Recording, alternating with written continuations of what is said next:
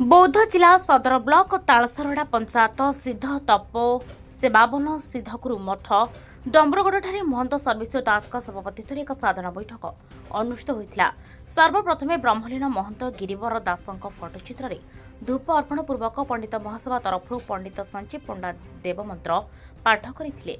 यज्ञ उद्योक्ता तथा राधा माधव सेवाश्रम मुख्य श्रीमान ब्रह्मचारी आदित्य दास यज्ञ अभिमुख्य उपरे सभारे उपस्थापन करथिबा बेले संपादक कृतिवास पल्या संपादकीय विवरणी पाठ सहित कार्यसूची उपरे सम्यक सूचना देथिले।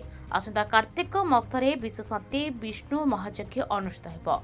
उक्त यज्ञ सफल कामना निमंते पुरी श्री जगन्नाथ आज्ञामाल नहीं यज्ञ शुभस्तंभ महाशोभायात्रा आसंता जून 8 तारिख दिन भारी 11 तारिख में डम्बरुगढ़ पहुंचब। उक्त शोभायात्रा दायित्व संस्कृति कला परिषद राज्य अध्यक्ष लक्ष्मीधर साहू को दायित्व अर्पण कर यज्ञ परिचालन कमिटी निमंते एक कमिटी गठन कर मुख्य मार्गदर्शक भाव में महंत गिरिवर दास सभापति गुरीप्रसाद साहू उपसभापति ब्रह्मजी आदित्य दास बाबा लक्ष्मण दास बाबा खगेश्वर बारप्रस्ती राजकुमार मेहर संपादक कृतिवास पल्या सह संपादक सुशांत कुमार बाग आकाश जेना कोषाध्यक्ष देवव्रत मेहर सहित 41 जन को कार्यकारी कमिटी मनोनीत कर आयोजन निमंते मठ परिचालन कमिटी को दायित्व अर्पण करागला।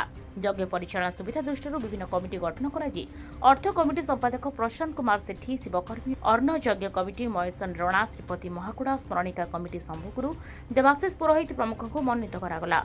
पंडित चयन साधुसंत निमंत्रण और यज्ञकर्ता चयन निमंते महंत सर्वेश्वर दास को दायित्व अर्पण कर बौद्धरू कृष्ण कर्मी रिपोर्ट प्रसार न्यूज।